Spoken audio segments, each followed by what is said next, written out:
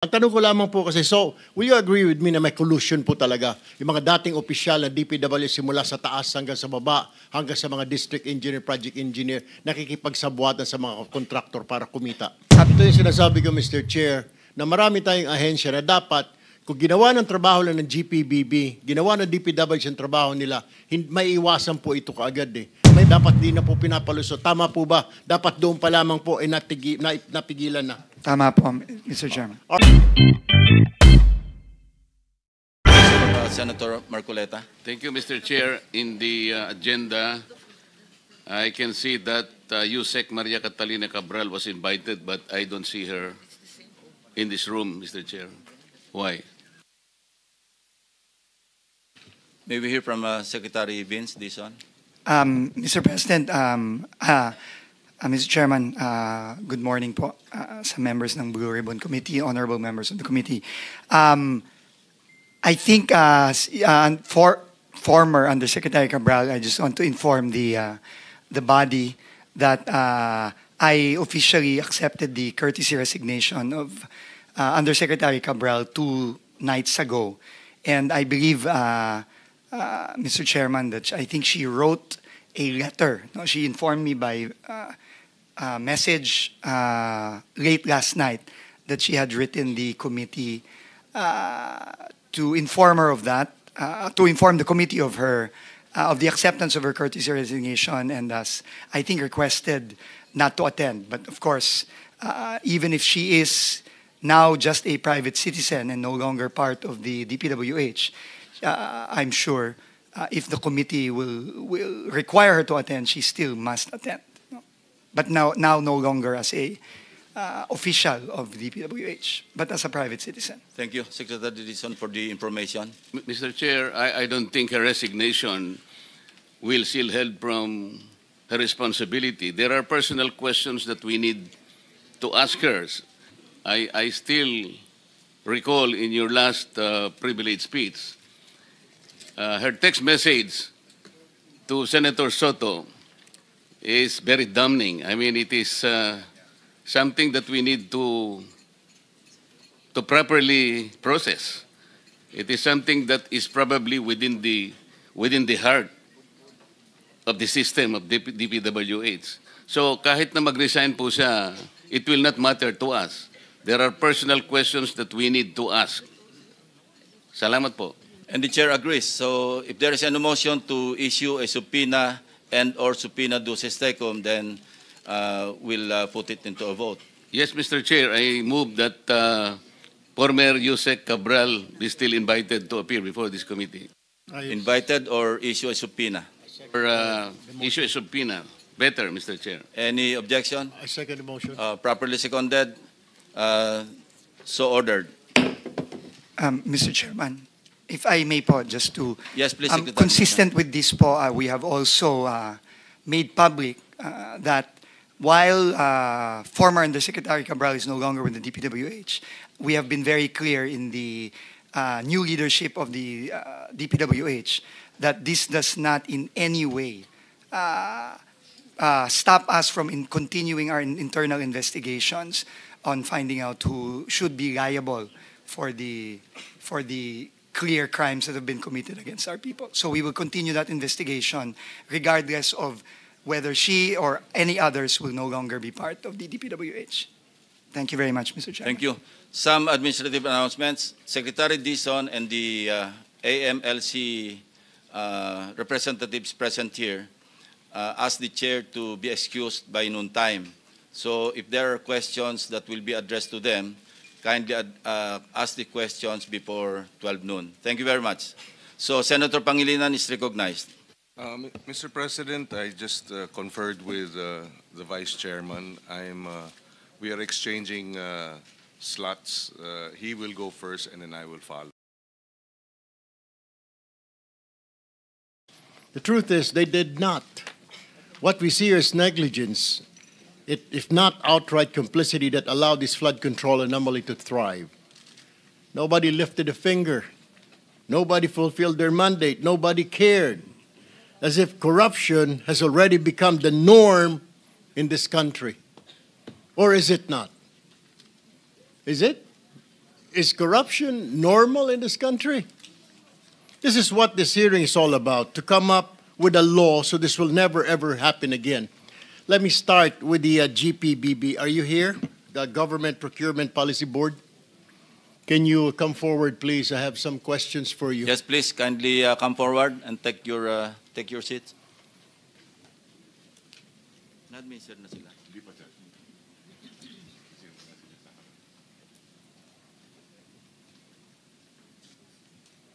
Classmate, seatmate. Hindi, dito na lang, pala kasama po. Oo, sige. Oo, kaya nila.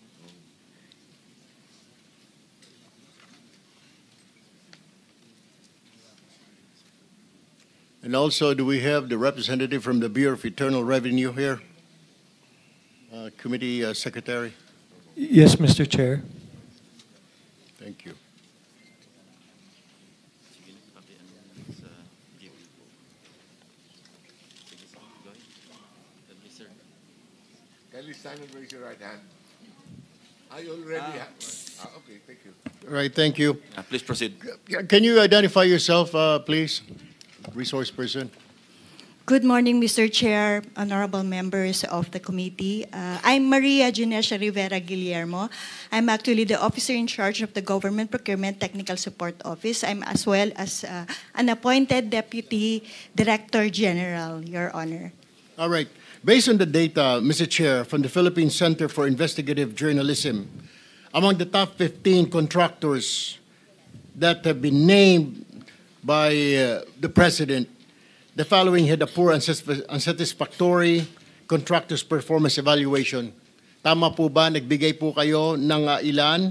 Tama po ba itong report ng PCIJ, itong SunWest, Legacy, EGB, Equiparco, MG Samidan, LRTK Builders, ay ilan lamang at High-Tone at Real Road Edge, ay ilan lamang sa mga kontratista na may poor or unsatisfactory contractor's performance?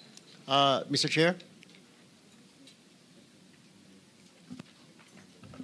Mr. Chair, Your Honor, the CPES report or the Contractor's Performance Evaluation System report bears those po as the unsatisfactory po na rating nila sa CPES. Just to clarify, if I may, Your Honor, Mr. Chair, the CPES is posted po sa GPPB website. However, this is being provided po by the CIAP po. And it's part of our mandate to be providing this po as part of our transparency measure with respect to government procurement. So totoo po ito, yung report na ito pong 8 contractor na ito out of the 15 that were named, meron po silang poor unsatisfactory performance. Tama po? If we, Ma'am, Mr. just Chair, say kung tama or hindi po tama. it bears, yes, Your Honor, it's in the report po. All right. Now, my next question, what do you do pag meron po mga unsatisfactory na mga report na ganitong contractor? Ito po ba ipopost lang ninyo? Hindi nyo pa bibigyan ang DPWH, ang PICAB na report na at pagkatapos po, correct me if I'm wrong, pag may mga ganito po poor performance, di po ba bina-blacklist po ninyo ito? Tama po din ba itong report na natatanggap ko? They're blacklisted?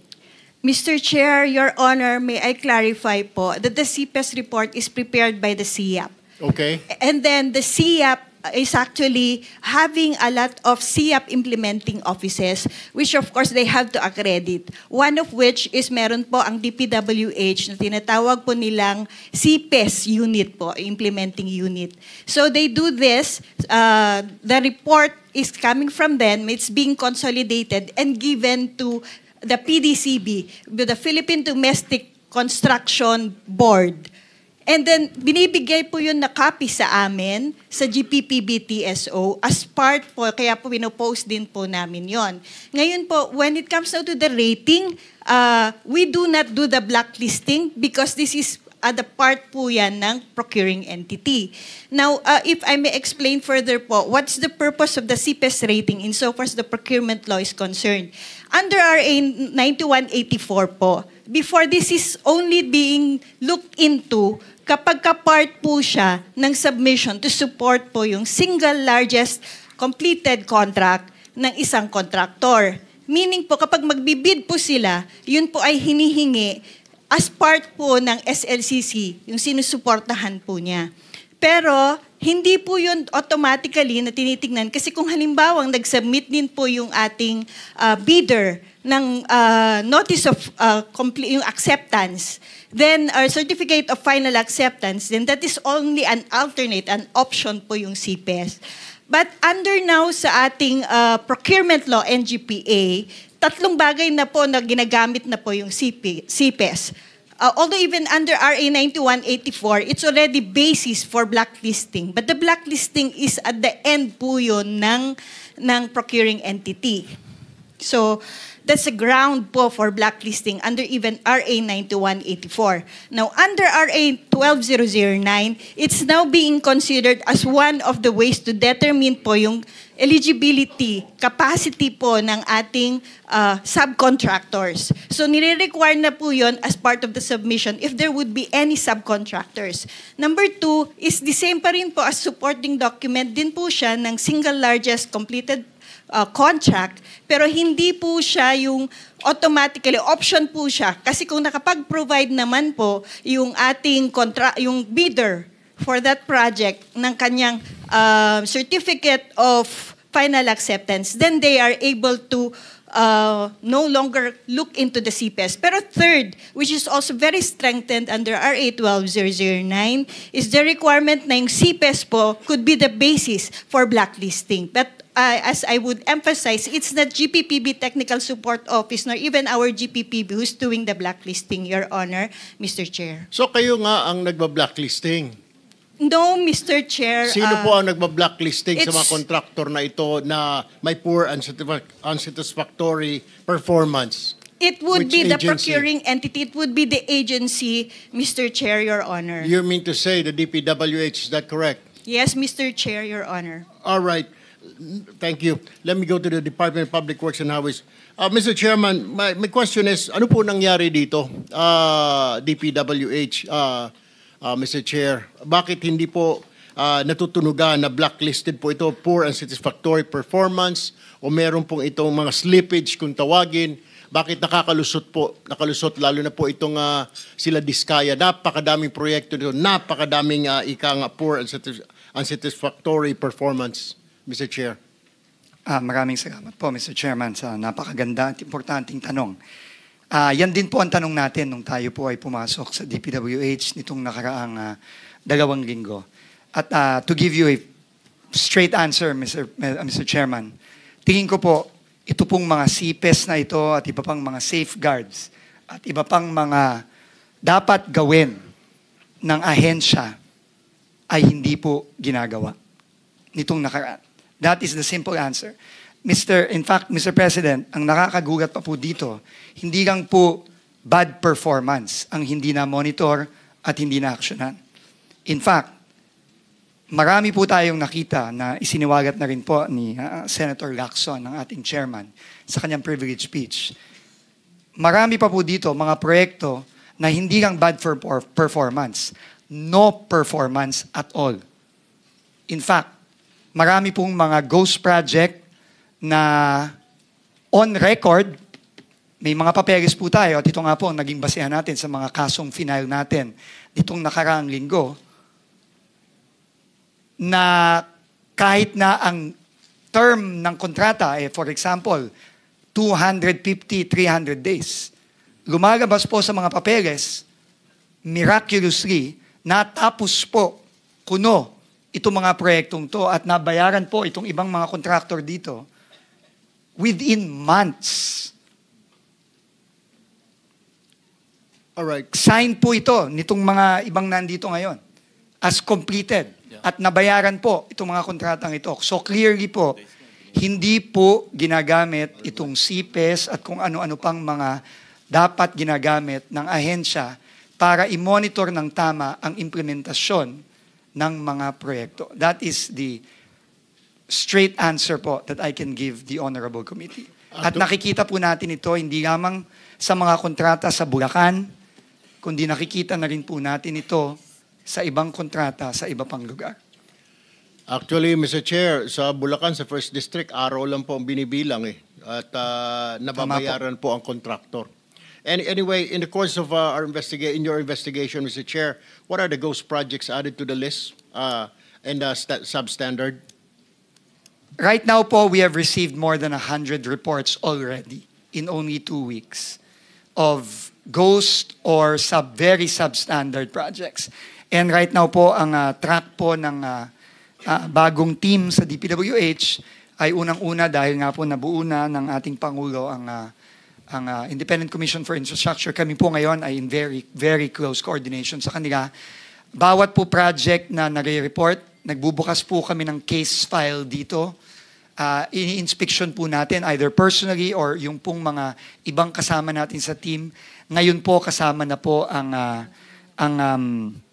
members at team ng ICI, lalong-lalo na po ang special advisor ngayon ng ICI na si ang mayor po ng Baguio City, si Mayor Benji Magalong. So, ganun po ang ginagawa natin at kapag nagbi-build up po tayo ng kaso, kada proyekto, ini-inspect po natin, chine-check ang records, at pag meron pong nakitang klarong anomalya, either ghost o napaka-substandard, at napatunayan po na meron pong mga contractor na nabayaran na kahit na hindi pa tapos or non-existent ang proyekto, immediately po, bumubuo na po tayo ng kaso na either ifa-file or in this case po na nabuo na po ang komite, ang komisyon, pinapasa na po natin sa komisyon. Alright, Mr. Chair. Bilisan na lamang po natin ang pagsasagot po, Mr. Chair, kasi po marami po pong nakapila at only Pasensya na po, Mr. 2 minutes and 39 seconds. Now, I understand po because you're explaining it properly.